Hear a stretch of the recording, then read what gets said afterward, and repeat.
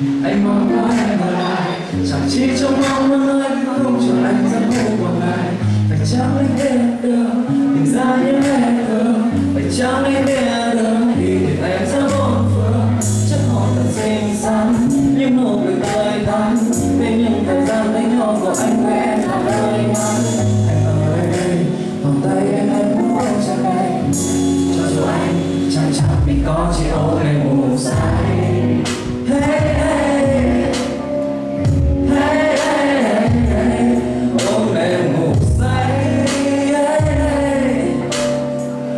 hey, hey, hey, hey, vì một điều mà anh rất ngại nói ra.